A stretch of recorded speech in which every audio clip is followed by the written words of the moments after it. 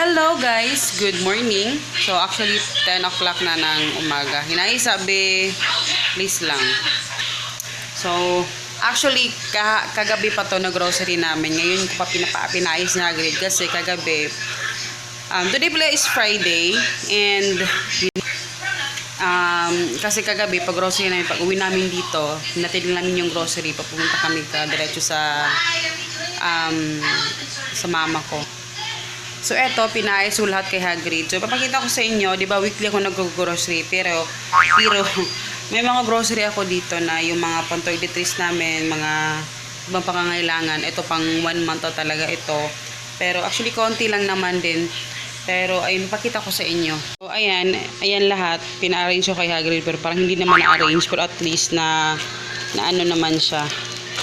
So eto lahat yung nabili natin. So, mag-start tayo dito. Meron akong Johnson's na milk oats.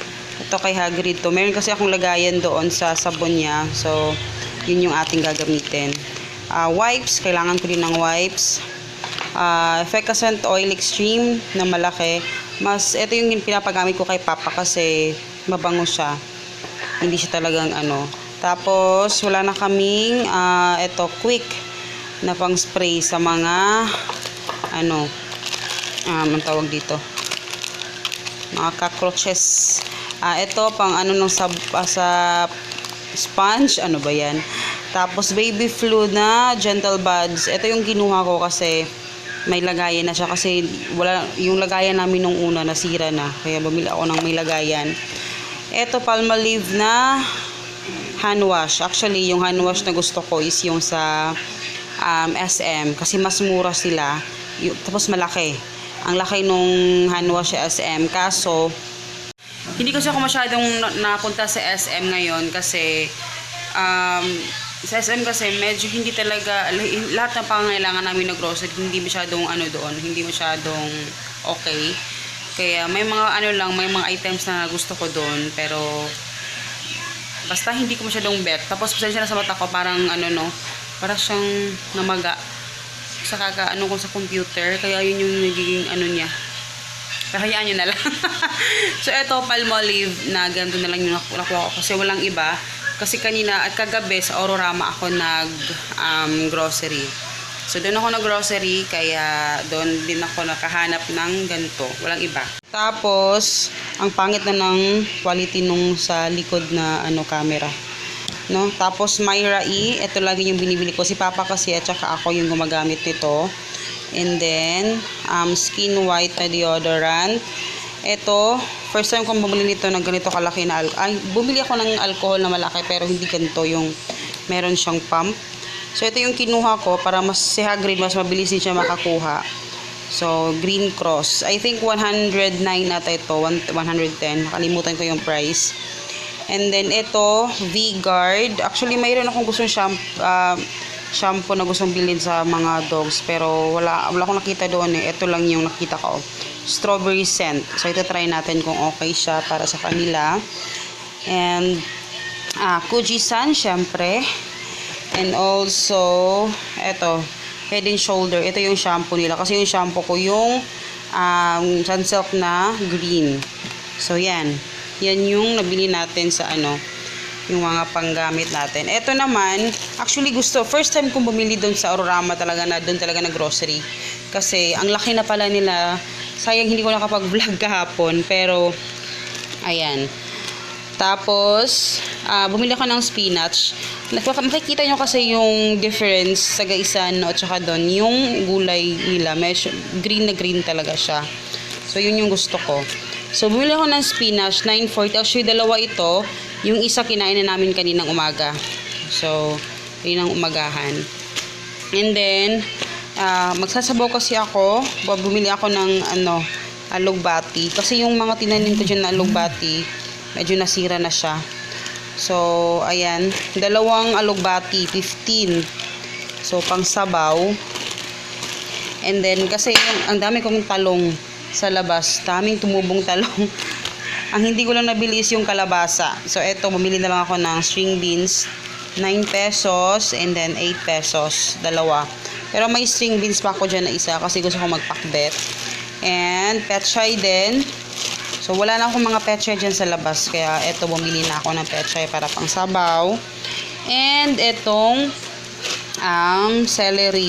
Naalala ko, nag-grocery ako dati sa Pink House.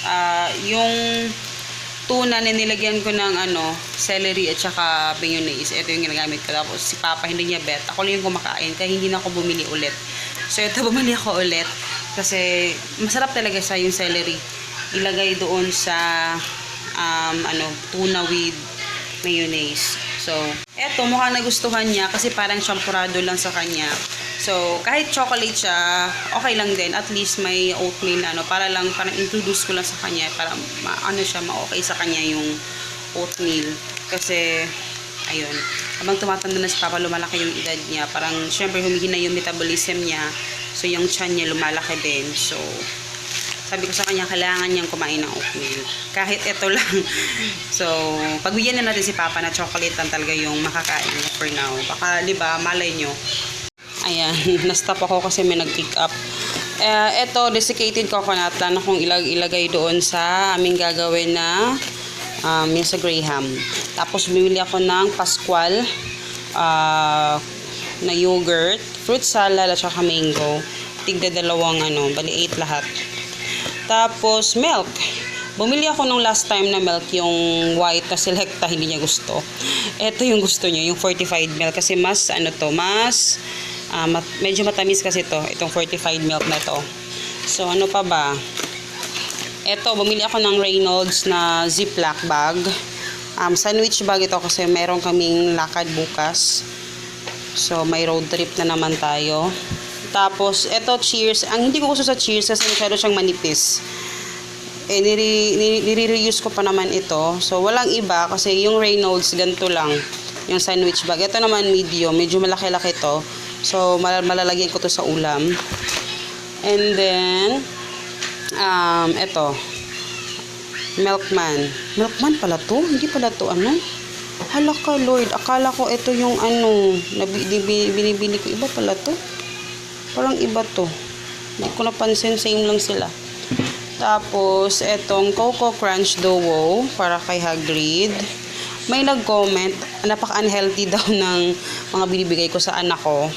May nag-comment na napaka-unhealthy, napaka-irresponsible ko daw sa binibigay ko kay Hagrid ng mga snacks. Alam mo yun, ang daming niyang hanash sa buhay niya. Klaruhin ko lang, hindi po unhealthy yung binibigay ko kay Hagrid. Sa totoo nga lang wala siyang vitamins, anything talaga. Yung pagkain lang namin na, so napapansin nyo, hindi ko bumili ng maraming biscuits, ganyan. Ito lang yung mga ganito. Nung bata pa siya, kung matagal na kayo nanonood sa akin, nung bata pa siya, ito yung pinapasnacks ko sa kanya. Yung binibili ko sa Shopwise nung mga 50% off. Yun yung mga ini-snacks niya. Hindi naman to unhealthy kasi hindi siya unhealthy, hindi naman super healthy, no? Pero pang snacks lang naman ito. At saka hindi lang naman yung ini-snacks niya, 'di ba? So, grabe yung word na irresponsible talaga. So, kung alam niyo lang kung ano yung mga inuulam namin, yung mga kinakain ni Hagrid. So, eto, bumili din ako ng Kellogg's. Eto, Frosties.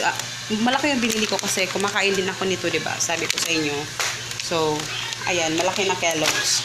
So, yan lahat. Actually, bumili ako kahapon ng chicken, guys. Ito,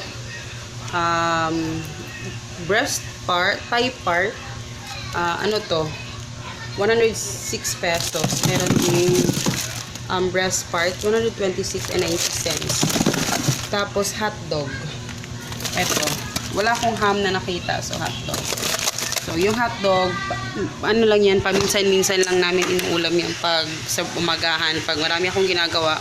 Kasi may times, pag maraming orders, 4 AM, kailangan mag-start na ako mag-roll ng lumpia para sa delivery for that day. So, ayun. So, yun lahat. So, yun lahat, guys. Actually, kailangan ko lang linisin ito, ligpitin, kasi meron pa, magrarap ako ng lumpia ngayon kasi kakatapos ko lang maglaba. And then, ayun. So, yan lahat yung mga na grocery natin. So, ayan. Liligpitin na natin ito. So, yun yung lumpia na aanuhin ko ngayon. So, ayan. Yan lahat. Ang total pala na grocery ko kahapon is 3,560 plus. Ito yun. So, 3,500. So, umabot sa ganon kasi marami akong binili na may mga gulay, may mga prutas. Watermelon pa, nakalimutan kong ipakita sa inyo. Ayan, yung watermelon pala. Ayan. 27 pesos per kilo yung watermelon ngayon. So, yung watermelon, sobrang kailangan namin yan. Every week, kailangan bumili ako ng sobrang laki kasi ni-slice yan ni Papa. Tapos nilalagay sa ref. Tapos yan, grabe, yun talaga yung kinakain namin, ni-snack talaga. So, mas okay yan ngayon na masyadong mainit yung panahon. So, di ba, sabi ko sa inyo, ngayon, hindi ko na talagang tinatry talaga na mag-stay sa budget talaga na 2,000 na talaga. Hindi na. Kasi, ngayon, ang ginagawa ko, kung ano talaga yung kailangan namin that week, that month, kailangan kong bibilhin ko. So, medyo hindi na ako ganun ka-stricto talaga sa pag-budget as long as ginagamit namin at kailangan namin siya. So, ayun. So, I hope you guys enjoy and see you in my next video. Salamat sa panonood, guys. And, mag-comment kayo sa baba. Itatry ko makapag-shoutout sa inyo kasi gusto ko mag-shoutout at yan ay isang pasasalamat ko sa inyo sa pagsuporta ninyo sa channel na to. And, see you in my next video. Bye!